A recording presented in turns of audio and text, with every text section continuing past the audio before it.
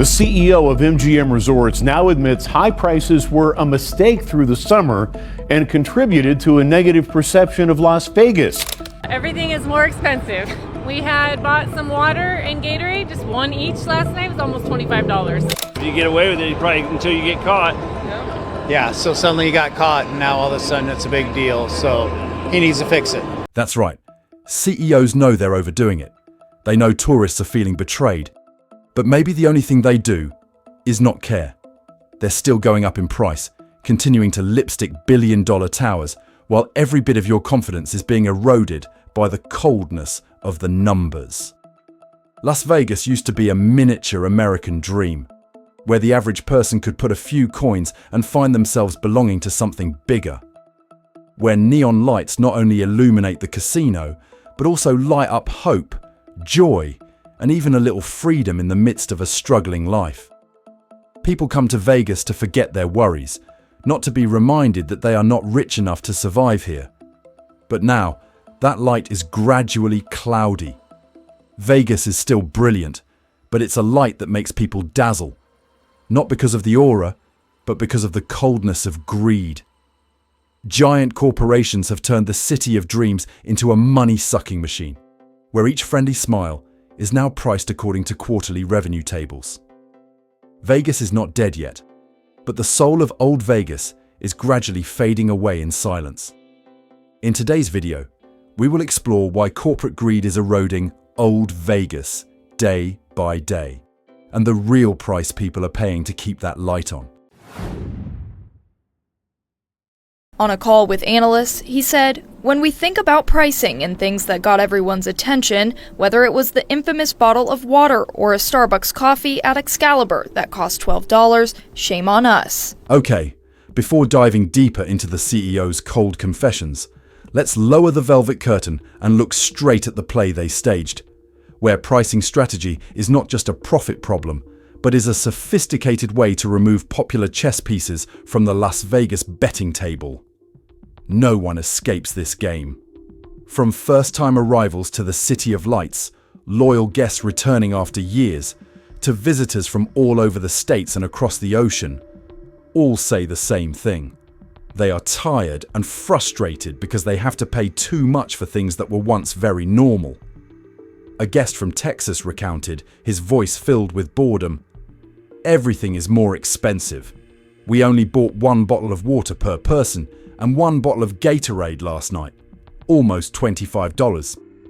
A group of friends from Nebraska said they had to pay $15 to $17 for a 16-ounce Budweiser can of beer. At home, they say, that money can buy a whole box. When asked why he knew such an unreasonable price and still bought it, the man just shrugged and looked tired. "Because I have no other choice.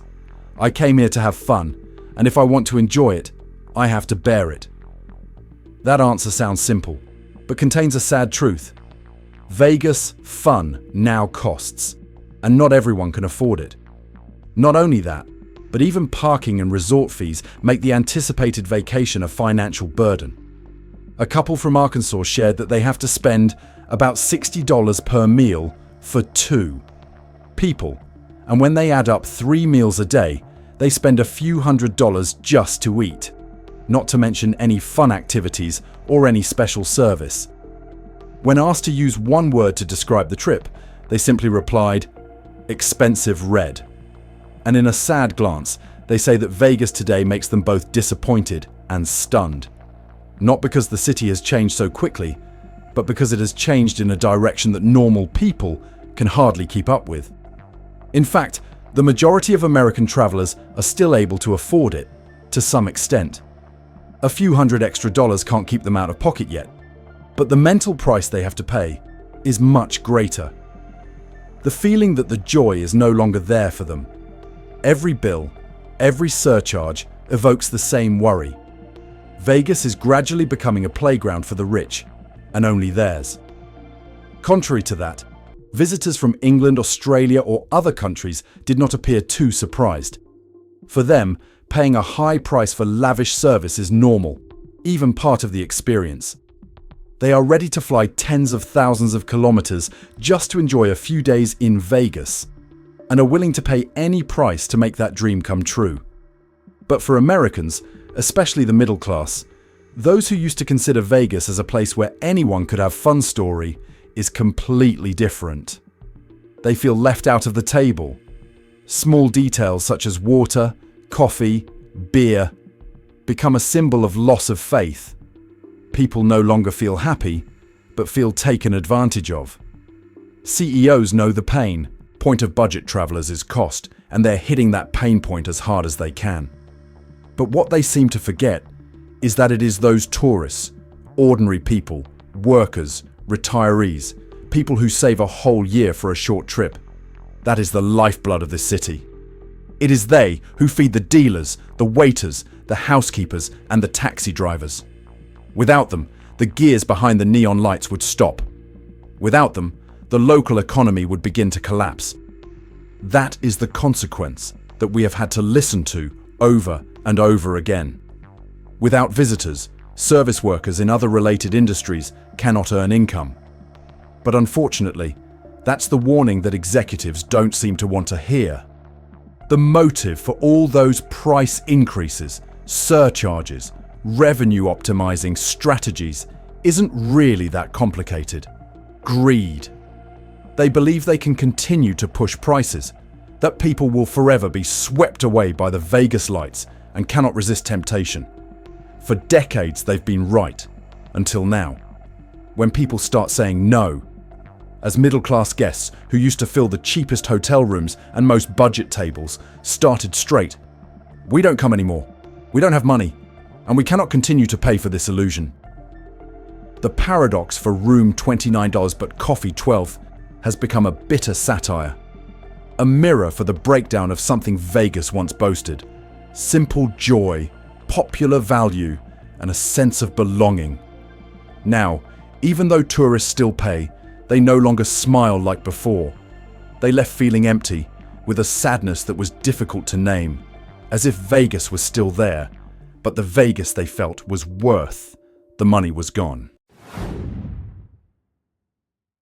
During MGM Resort's quarterly meeting in the summer of 2025, CEO Bill Hornbuckle acknowledged what public opinion and millions of visitors have long said: prices in Las Vegas have gone too far. He said frankly, "Shame on us." A short sentence, but enough to spark a larger debate about corporate greed, loss of identity, and the increasingly clear gap between old Vegas, the city of popular joy, and new Vegas, where profits stand above people. Hornbuckle said that last summer's prices were creating a negative perception of Las Vegas. He admitted that MGM should have been more sensitive than to budget-limited, customer-oriented hotels like Excalibur and Luxor. Although trying to cool down the situation by saying the company has price corrected means adjusting the price of, no one sees it as a satisfactory answer. Because the problem is not in numbers, but in attitudes. A business system is too accustomed to treating ordinary customers as numbers in financial statements. That confession came late. It only came after a wave of discontent spread across the social network, from $12 coffee bills to posts about ridiculous resort fees. In the eyes of the public, it is no longer a technical error in price, but a sign of a rift in confidence. One tourist said frankly, "If he only apologizes when caught, then it's not a real apology." That quote reflects the general mood of middle-class Americans, who once saw Vegas as a place to temporarily forget the burden of life, now feel that dream has become more burdensome than ever. This event is more than just a brand crisis. It is a manifestation of a long process in which big businesses gradually forget the most basic thing. Vegas exists thanks to ordinary people. When Hornbuckle blamed the drop in Canadian passengers or the cancellations, he only further proved that the operators were living away from reality. They forget that it is not international tourists, but the American working class that has been the true soul of Vegas for more than half a century. Shame on us, words that seem like repentance, is becoming an ironic symbol. It is quoted in commentaries, in memes, in critical videos online. The slogan "Room $29, Coffee $12" is not just a matter of price, but a metaphor for the breakdown of budget fun value. From being a city of smiles and opportunity, Vegas is being seen as a testing ground for commercial extremism.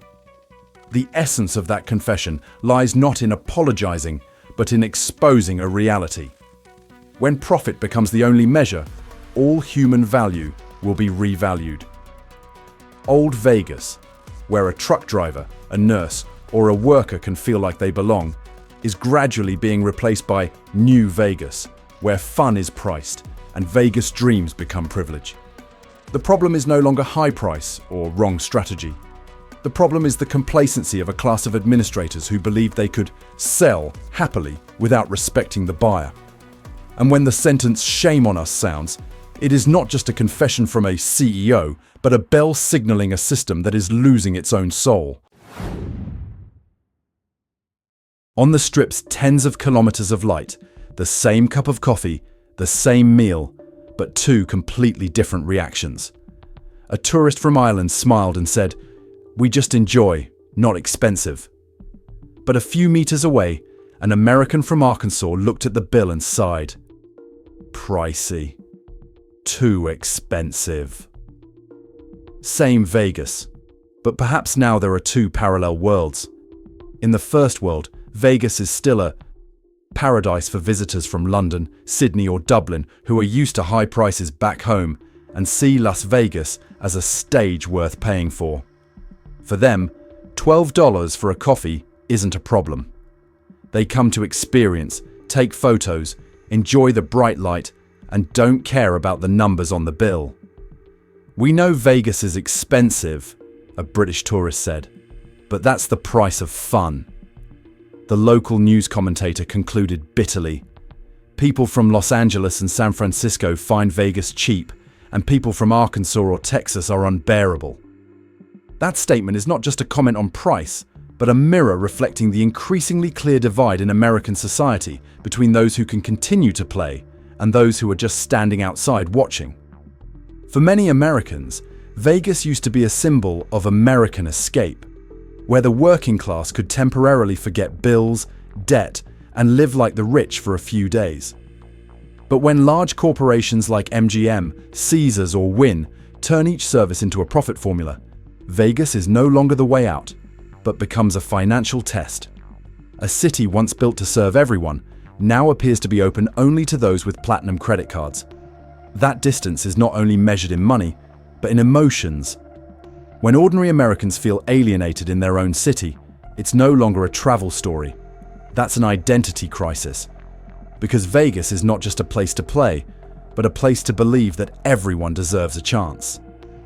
Now, that belief is being replaced by cold acceptance. If you don't have enough money, Vegas is no longer for you. Some large hotel groups have begun to recognize this risk. MGM announced that it will adjust prices to retain general customers, and while expanding incentive packages and bonus programs for domestic people. Still, the question remains, can these brand management solutions heal the widening rift between two worlds in the same city? When Americans themselves feel like guests in their cities, who does Vegas really belong to? Las Vegas was once built on a simple principle. You know what game you're playing. But in recent years, that very principle has been broken by casino corporations. Guests no longer lose at the betting table, they lose as soon as they enter the hotel. A man from Nebraska said, "Parking fees and resort fees make everything more burdensome. I may have enough money left, but I don't know how others can handle it." In his voice is a mixture of frustration and helplessness, feeling of millions of Americans who once believed that Vegas was a place they could go to forget reality.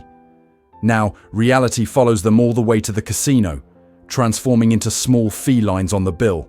Parking, amenities, services, Wi-Fi, housekeeping. Those hidden fees, seems harmless, is silently changing the structure of Vegas. A night at a hotel costs $89 on paper after adding up all the extra fees, which can be up to $150 or more. People who have been to Vegas every year are now starting to reconsider. "Not because we are poor," one tourist said, but because we feel looked down upon. Hidden fees have become the new game of casinos, a game no one voluntarily participates in. Not only does it cause tourists to leave the strip, but it also leads to a working ecosystem behind. Bartenders lose customers, dealers lose tips, housekeeping staff are cut off. Every time a person decides not to return to Vegas, dozens of people lose their direct or indirect source of income. The irony is, it was corporations like MGM or Caesars that used to promote Vegas as a city of freedom, where everyone had a chance. Now, with that same light, they set up a sophisticated system where freedom is replaced by small terms printed in invoices. Vegas is no longer a casino of opportunity, but a betting table of greed. Some travel and hospitality groups have begun to reconsider. MGM announced that it will review the fee resort policy and promised to increase transparency in the customer experience. But for middle-class Americans, trust has eroded, and trust, once lost, is difficult to buy back through media campaigns. Vegas used to be proud to be the city of fair fun. Anyone can bet, everyone has a chance to win. But when a trip begins with a series of hidden fees, the bigger question arises. Do people still dare to enter the game when this city itself is no longer playing fair? There is a paradox going on in Las Vegas. Profits increase, but people disappear. While corporations announce billion-dollar revenue, thousands of employees were quietly removed from the system. MGM Resorts, the name that once represented the pinnacle of the American entertainment industry, is now being mentioned as a symbol of a cold era where luxury suits replaced waitstaff smiles. According to confirmed information, MGM has cut more than 500 full-time employees in a single batch. This number, not to mention the thousands of part-time positions that have been quietly eliminated since spring, are mostly direct customer contact jobs: receptionist, waitress, housekeeping staff, parking attendant. In Excalibur, guests have to wait almost twice as long to check in or order. Some basic services, such as mid-holiday cleaning, are now only on request. But the cuts don't stop there. Many casino areas are now closed midweek to save costs. Buffets in Luxor and Mandalay Bay have had their operating hours shortened. And when the lights in the Mirage parking lot turn off after 10 p.m. to save electricity, it is not just an economic measure, but a sad symbol for the city that once boasted never sleeps. One employee shared, "Last year, I earned $150 to $200 per day. Now, only 50 to 60 left." For them, Vegas used to be a place to make a living, not just a place to work. But now, the numbers on the group's profit report are inversely proportional to the employee's income. Because behind every cost-optimal decision, there is a person who is left out of the reel quietly, anonymously, and is not mentioned in the CEO's press conferences. The management class calls it effective. They use the word restructuring, productivity improvement, digital conversion. But in reality, what is happening is the draining of the soul of the service industry.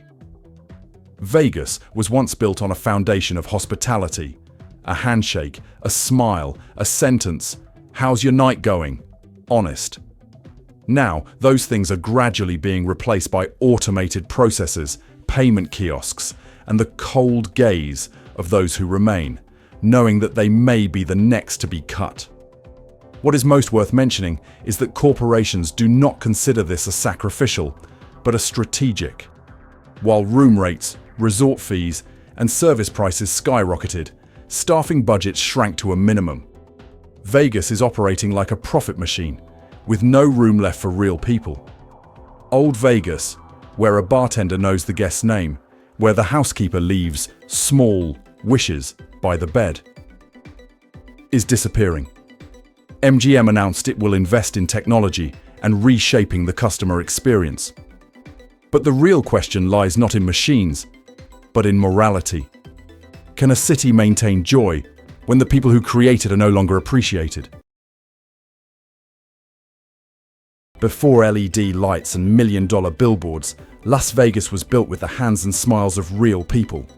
They are housekeepers, chefs, drivers, security staff, performers, whose names visitors rarely remember, but they themselves make Old Vegas, a city where fun is not priced, and hospitality is the only free luxury.